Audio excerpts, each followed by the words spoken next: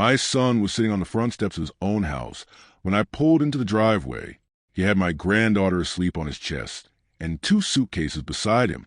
At first, I thought maybe they were going on a trip. Then I saw his face. A man's face tells the truth long before his mouth does. And my son looked like a man trying not to collapse in front of his child. I stayed in the truck for a second longer than I should have, not because I was shocked, because I wasn't. I had known this day was coming for over a year. I just never thought it would hurt this much when it finally arrived. I opened the truck door and stepped out slowly. My son looked up. "Dad." His voice cracked on that single word. I walked straight toward him. "Get in the truck," I said. "Both of you." He blinked at me, like he was waiting for questions. I didn't ask any. I held my arms out for little Grace instead. She stirred against his chest, opened sleepy brown eyes, then reached for me automatically. That almost broke me. Kids always know who feels safe. I carried her to the truck while my son grabbed the suitcases. "Leave them," I said. He froze. "Dad, there's clothes and—" I said, "Leave them." My voice came out colder than I intended. "You won't need anything from that house ever again." He stared at me. I don't think he recognized me in that moment. Good, because for the last 14 months, I had become someone different. Not angry, not reckless. Careful. Careful men are dangerous when you corner their family. My name is Raymond Holt. I'm 64 years old.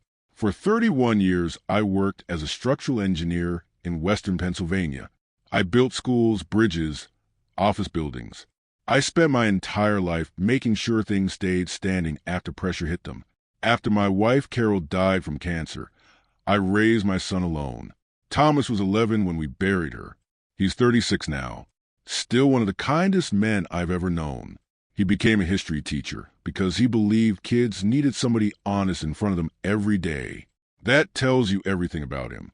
Thomas never cared about money, which is exactly why men like Victor Whitfield saw him as easy to control. If you live anywhere near Allegheny County, you know the Whitfield name. Commercial real estate, luxury dealerships, political donations, country club money. Victor Whitfield was the kind of man who shook your hand while calculating how useful you were to him. I knew that the first time I met him. Thomas brought Serena home for Thanksgiving 3 years earlier. Beautiful girl, warm smile, smart, the kind of woman who actually listened when people spoke. I liked her immediately. Still do, if I'm being honest. Serena wasn't cruel. Weak sometimes. Lost maybe, but not cruel. Victor came with her. And the second he walked into my house, he looked around like he was inspecting a rental property. He smiled. "Nice place, Raymond." Then that tiny pause. Real cozy. Men like Victor weaponize words politely. That's what people miss. The insult is hidden inside the smile. I handed him a beer and watched him all night. By dessert, I already understood him.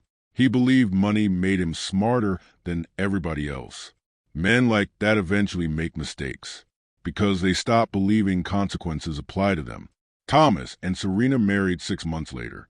Big wedding at the Whitfield estate. 200 guests. Expensive enough to feel slightly unreal. Victor gave a toast about family legacy and responsibility. Mostly he talked about himself. Then he looked directly at Thomas and smiled. "I hope you understand what it means to marry into a family like ours." Everybody laughed. Thomas laughed too. I didn't, because I heard the warning underneath it. Conditional acceptance. You belong here only as long as we allow it. Grace was born 14 months later, and for a while, everything looked happy. Thomas adored that little girl from the second he held her. I watched her become a father the way good men do, quietly and completely. Late-night feedings, storybooks, tiny soccer shoes lying beside the door. Grace followed him everywhere, and Victor noticed that. That's important, because Victor Whitfield cared about legacy more than love, about bloodlines more than people, about ownership. A few months after Grace turned 1, Thomas told me Victor had offered him a job at Whitfield Properties. Triple the salary, downtown office, corporate title, all the things a young father thinks he's supposed to want. "What do you think?" I asked him. Thomas smiled nervously. "Honestly, it feels like an opportunity. What does Serena think? He hesitated just long enough for me to notice. She thinks I should take it. Of course she did, because by then Victor had already started building the cage, and none of them could see the bars yet. At first, the changes seemed small. That's how manipulation works. Not all at once. Never all at once. Thomas stopped teaching 6 weeks after taking Victor's offer. He told me the salary was too good to ignore. 3 times what he made at the high school. Benefits, bonuses, future security, Victor called it. I visited Thomas at his new office downtown about a month later. Leather chairs, mahogany desk, floor-to-ceiling windows overlooking Pittsburgh. Everything expensive enough to feel slightly performative. Thomas looked proud sitting there, but he also looked uncomfortable, like a man wearing someone else's jacket. Victor walked in halfway through the visit and clapped Thomas on the shoulder. "There he is," he said, "our newest Whitfield. Not employee, not partner. Whitfield." I noticed Thomas smile at that, and I noticed Victor watching to see if he did. That's when I started paying closer attention. Victor never insulted Thomas directly. Men like him are too smart for that. Instead, he created comparisons. Little comments disguised as jokes. "You still driving that old Subaru, Tommy?" Or, Serena grew up a certain way. Hard adjustment for her. Or my personal favorite, teachers have good hearts. Businessmen have good instincts. Always smiling. Always friendly. Always making Thomas feel like he had something to prove. I watched it happen slowly over months. The dinners became more frequent at the Whitfield estate. Grace started spending weekends there. Victor bought her expensive toys she was too young to care about. A pony when she turned 2. A custom bedroom set imported from Italy. Meanwhile, Thomas started looking tired all the time. Not physically, emotionally, like he was constantly trying to pass a test nobody had explained to him. Then one evening, my neighbor Dale changed everything. Dale worked family law for almost 30 years before retiring. We were sitting on my back porch drinking coffee when I mentioned something Thomas had said casually a few days earlier. Victor still hadn't given him a formal employment contract. Dale looked at me carefully. "No contract." "Nope. Month-to-month arrangement. Independent contractor setup." Dale leaned back slowly. "That's not flexibility, Raymond." "What is it?" "Control." That single word sat in my chest for days. So I started looking. Quietly, carefully. I began writing things down. Dates, comments, financial arrangements Thomas mentioned in passing. The way Victor phrased things when discussing Grace. Because Victor loved talking about Grace. Our legacy, the Whitfield future.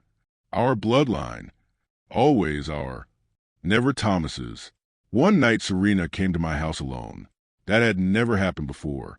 She sat at my kitchen table holding a coffee cup with both hands like she needed something steady. For 10 straight minutes she barely spoke. Then finally, "Raymond, I need you to know I love Thomas." I nodded. "I know you do. And I love Grace more than anything." "I know that too." She stared down at her coffee. "My father has very strong ideas about how life should look." I waited. "He thinks Grace should be raised a certain way. Certain schools, certain people around her, certain standards. Does Thomas know that?" She hesitated. "Not completely." That answer told me more than anything else she said. Then came the sentence I never forgot. "My father thinks Thomas is a good man, but not necessarily the right foundation." Foundation. Funny word to use around a structural engineer. Especially when you're describing the man raising your granddaughter. What does that mean exactly? I asked. Serena looked like she wanted to answer. Instead, she stood up. "I don't know anymore." She hugged me before leaving, and when the front door closed behind her, I already knew what I was going to do next. The following week, I hired a private investigator, Arthur Gaines, former insurance fraud investigator, quiet man, patient eyes, the kind of person people underestimate because he never raises his voice. I told Arthur I wanted to understand every financial connection between Victor Whitfield and my son, every company, every property, every agreement. 3 weeks later, Arthur sat across from me in a diner outside Cranberry Township and slid a folder across the table. "Your son doesn't own his house," he said. I stared at him. "What?" "The property belongs to a holding company controlled entirely by Victor Whitfield." I opened the folder. Sure enough, there it was. The beautiful colonial house Thomas believed had been gifted to him, and Serena, after the wedding, had never legally belonged to them, not even partially. Victor owned everything. The house, the mortgage structure, even portions of Thomas's salary through a separate LLC. It was all designed the same way. Temporary, controllable, revocable. Arthur kept talking. The contractor arrangement means Victor can terminate him whenever he wants without standard protections. And the house. Arthur looked at me steadily. "If Victor wants your son out tomorrow, your son is out tomorrow." I sat there very still. Then Arthur handed me another document, the prenup. Thomas had signed it 2 weeks before the wedding using an attorney Victor recommended. Dale reviewed it that same night. I watched his expression darken line by line. "This thing is poison," he muttered. "What does that mean?" "It means your son walked into a legal trap, wearing a tuxedo." That's when I realized something important. Victor Whitfield hadn't built a family around my son. He'd built leverage. And men who build leverage eventually intend to use it. I need to tell you about Grace. Because everything changed the day I learned the truth about that little girl. Arthur called me on a Wednesday evening. His voice sounded different. Careful, measured. "Raymond," he said quietly, "there's something else." I drove to meet him at a diner outside Monroeville. He handed me a sealed envelope, but didn't let go immediately. "You need to think very carefully before you open this." I looked at him. "What is it?" "Information connected to Serena's pregnancy." The drive home felt longer than it was. I sat in my study for almost an hour before opening the envelope. Inside was a statement from a former nurse who had worked at Serena's OB practice during her pregnancy. The nurse claimed Serena had privately admitted she wasn't certain Thomas was Grace's biological father. I read the sentence 3 times. Then I put the paper down and stared at the wall. Not because I was angry, because I was thinking about Thomas, about the way he carried Grace on his shoulders at the zoo, about bedtime stories, about tiny soccer cleats beside the front door, about a man who loved that little girl with every piece of himself. I didn't sleep that night. The next morning I called Thomas and told him I was putting together a family medical history file. Cancer risks, blood types, genetic information. I said Carol, and I had always meant to organize it and never got around to it. He thought it sounded responsible. Thoughtful. "Good idea, Dad." A week later, I used an at-home DNA kit with Thomas. A few days after that, while Grace stayed at my house for Grandpa Camp weekend, I collected a second sample quietly. I mailed both to a private lab under a separate request. Then I waited. The results arrived on a rainy Wednesday afternoon. I already knew before I opened them. Sometimes your body knows the truth before your mind allows it. Thomas was not Grace's biological father. I sat there in my study with the paper in my hands for a very long time. Then I folded it carefully, put it into the drawer beside the journal, and started planning. Not revenge, protection. There's a difference. I hired a new attorney for Thomas without telling him. Michael Ferrara, independent, aggressive, no ties to Whitfield Properties or anybody connected to Victor. I paid the retainer myself. Then Arthur kept digging. What he uncovered over the next 6 months painted a very clear picture. Victor never intended Thomas to become permanent. Everything had expiration points built into it. The house ownership, the contractor status, the compensation structure, even certain clauses inside the prenup. Victor had created a life that looked stable while ensuring he could dismantle it any time he chose. I started building evidence. Quietly, methodically, former Whitfield employees came forward. One property manager named Gary described being forced out after questioning Victor's accounting methods. Another employee showed us emails proving Victor routinely used temporary employment structures to avoid legal obligations. Every piece mattered. Every detail strengthened the foundation. And all the while Thomas knew none of it. That part still bothers me sometimes. Keeping secrets from your own son feels wrong no matter how necessary it becomes. But I knew Thomas. if I told him too early. He'd confront Victor emotionally. And emotional men lose against strategic ones every time. I needed Victor unprepared. The moment finally came in October. I was sitting in my living room when my phone rang. Thomas. The second I answered, I knew. His voice sounded hollow. He locked me out, Dad. I stood up immediately. What happened? My office key card stopped working this morning. Silence. Then Victor called me. Another silence. He said my role with the company was ending effective immediately. I closed my eyes. And the house. My garage code doesn't work anymore. His voice cracked slightly. There's a locksmith here. I gripped the phone tighter. Where's Grace? She's inside with Serena. Is she safe? Yes. She okay? She doesn't understand what's happening. Of course she didn't. Kids never do. Not at first. Thomas exhaled shakily. Serena texted me saying maybe I should take some time and let things settle. I could practically hear Victor's words inside that sentence. Cold, calculated, prepared, exactly like I expected. That's when I knew it was time. You call Michael Ferrara right now, I said. Silence. Who? The attorney saving your phone under F. Another silence. Then slowly, you put an attorney in my phone? Yes. Dad, what is going on? I looked out my front window toward the road. It's time for you to come home, son. An hour later, he walked into my kitchen carrying everything he still owned in 2 suitcases. I poured him coffee. He sat across from me, looking exhausted. And for the first time in 14 months, I finally told him the truth. All of it. The property company, the contractor arrangement, the prenup, Victor's control over the house, the investigation, the journal. Thomas listened without interrupting. At first he looked shocked, then angry, then something worse. Betrayed. Finally, I slid the DNA envelope across the table.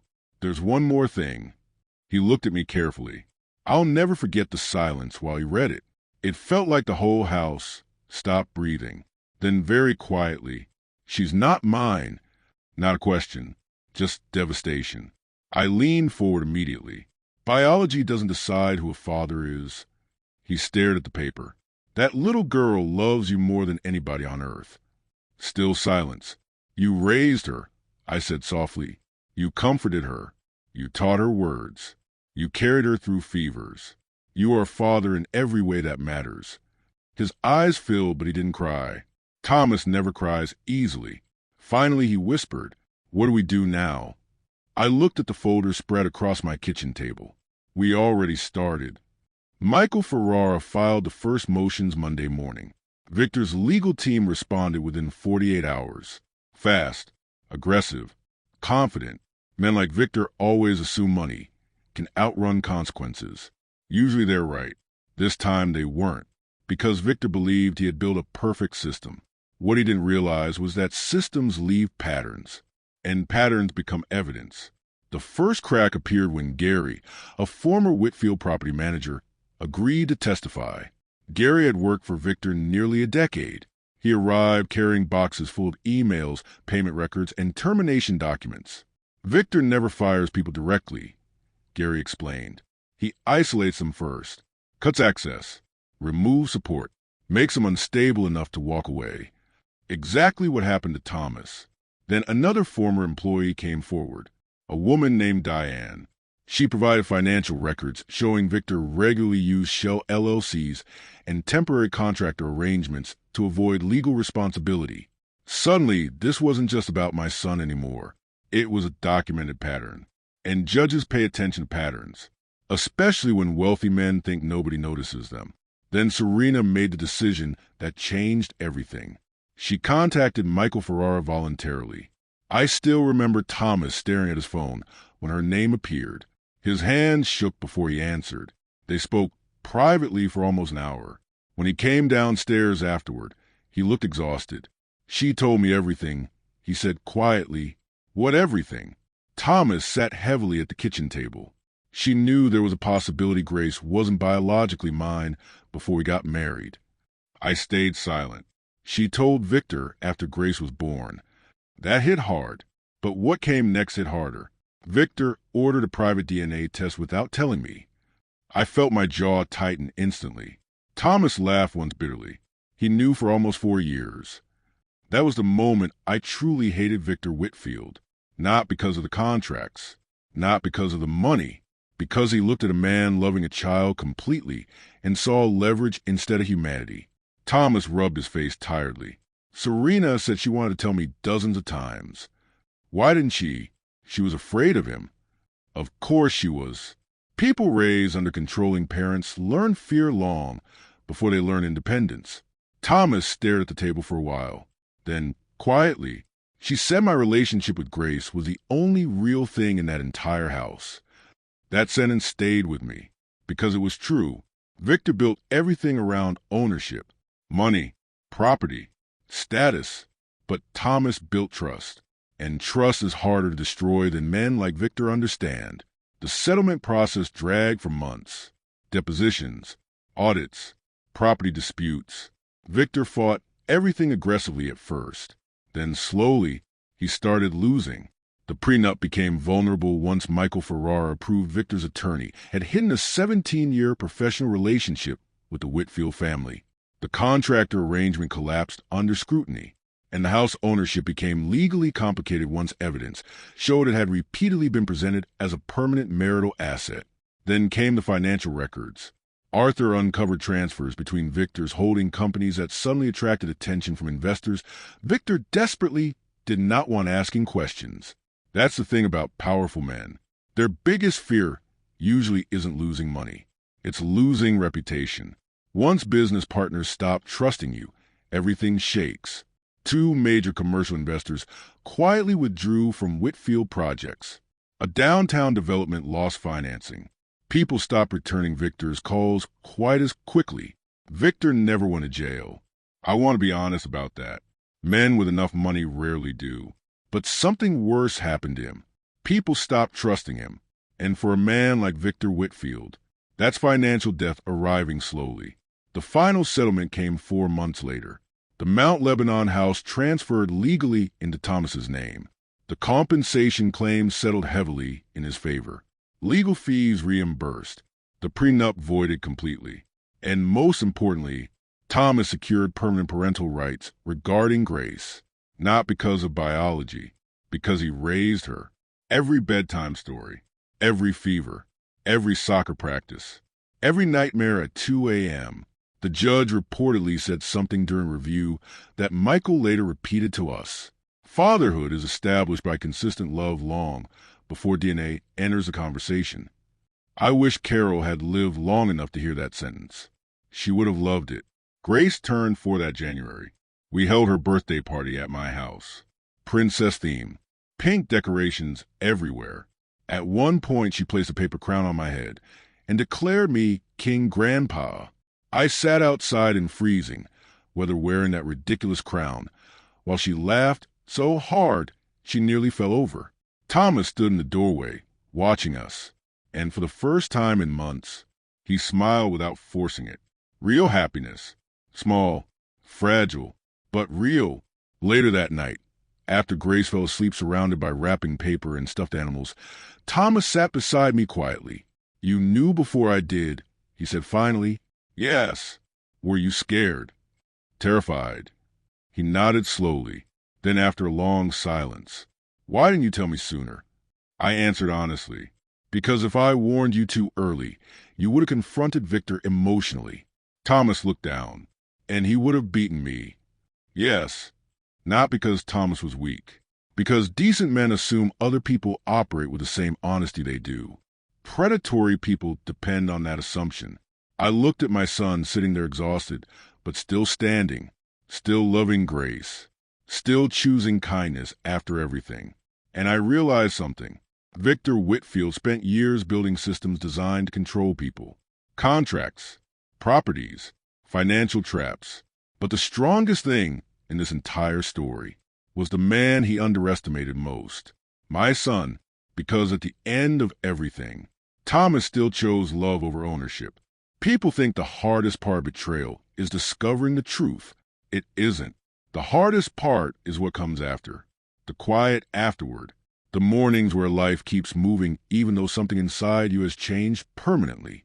Thomas moved into my house that spring. Temporarily at first. At least that's what we both said. But after years inside Victor Whitfield's world, even ordinary peace felt unfamiliar to him. I'd wake up late at night and find him sitting alone in the kitchen staring out the window like he was waiting for something bad to happen. That's what control does to people. Even after you escape it, your body keeps expecting the trap. Grace adjusted faster than either of us. Kids don't care about square footage or property values.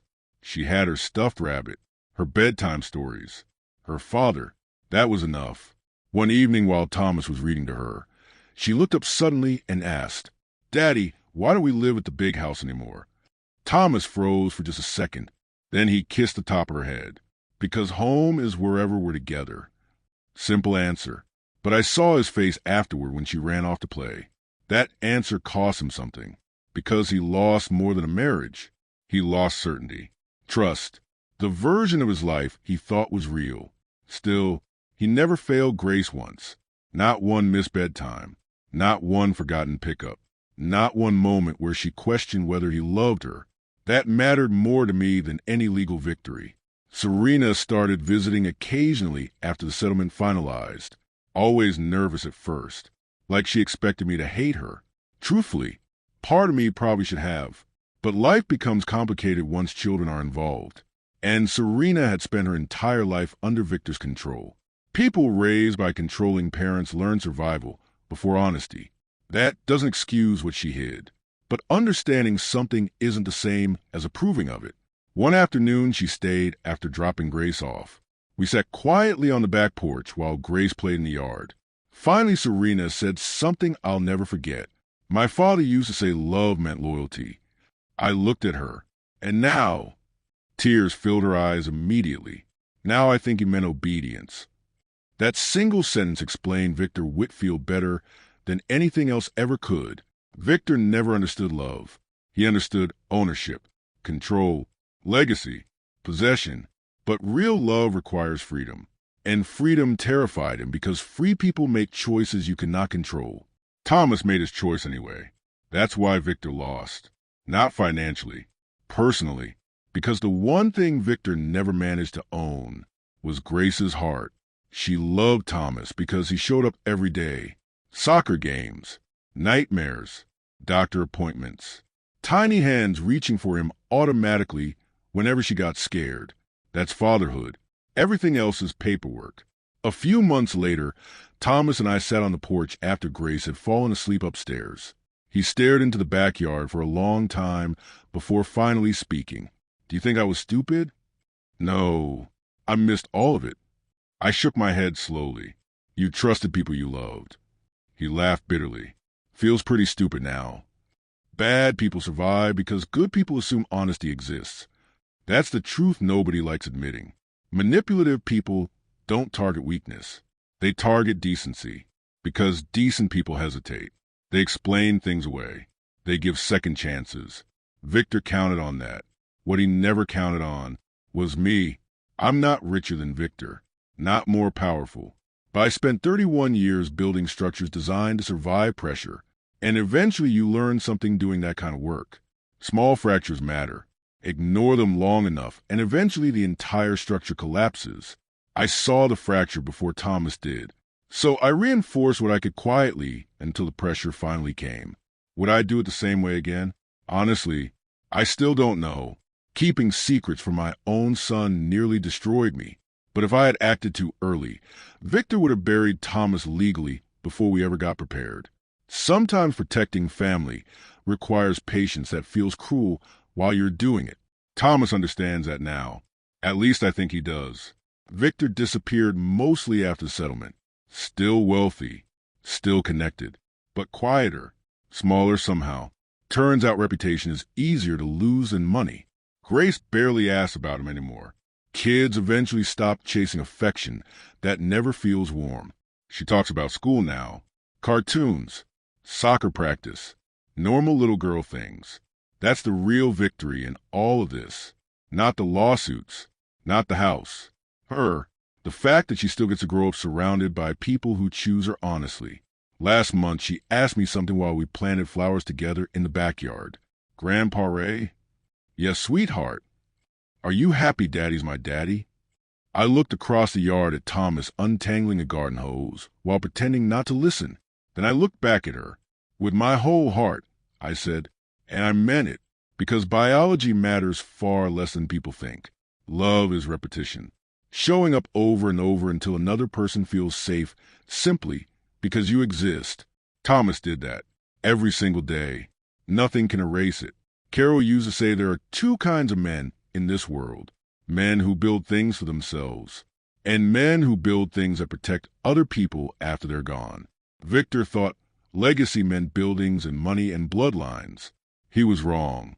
Legacy is a little girl laughing in a backyard while her father fixes a garden hose nearby. Legacy is a man choosing a child completely even after learning she isn't biologically his. Legacy is what remains standing after the truth arrives. And the truth is this. The strongest thing I ever built wasn't a bridge or a building. It was my son. And unlike everything Victor Whitfield touched, he didn't collapse when pressure hit him.